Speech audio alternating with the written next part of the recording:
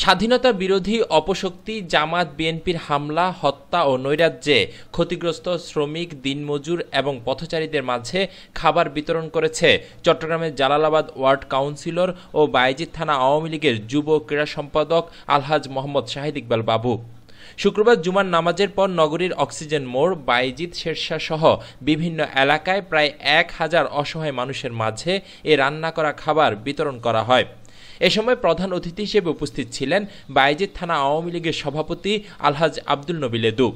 খাবার বিতরণ শেষে নেতৃবৃন্দরা বলেন, প্রধানমন্ত্রী শেখ হাসিনার নির্দেশে জনসচেতনতামূলক কার্যক্রম পরিচালনা সহ অসহায়, দুস্থ ও কর্মহীনদের পাশে রয়েছেন তারা। পরিস্থিতি স্বাভাবিক না হওয়া পর্যন্ত প্রধানমন্ত্রীর পক্ষ থেকে খাবার বিতরণের এই কার্যক্রম অব্যাহত থাকবে। বিএনপি জামাত গোষ্ঠী চক্রান্তে আপনারা দেখেছেন অনেক নিরীহ লোক হত্যা করেছে, তারা দেশকে নৈরাজ্যের দিকে ফেলে দিয়েছিল। এই সময়ে রিক্সা এবং সহায় সম্বলহীন ব্যক্তি, তারা অসহায় লোকজন, তাদের পাশে দাঁড়াবার জন্য আমাদের জননেত্রী শেখ হাসিনা আমাদের নির্দেশনা দিয়েছেন। অধ্যক্ষ doctor Abdul Karim homeo clinic, রোগীদের আস্থার ঠিকানা। এবং সেই নির্দেশের পরিপ্রেক্ষিতে আজকে আমরা প্রায় 1000 লোকের খাবারের আয়োজন করেছি।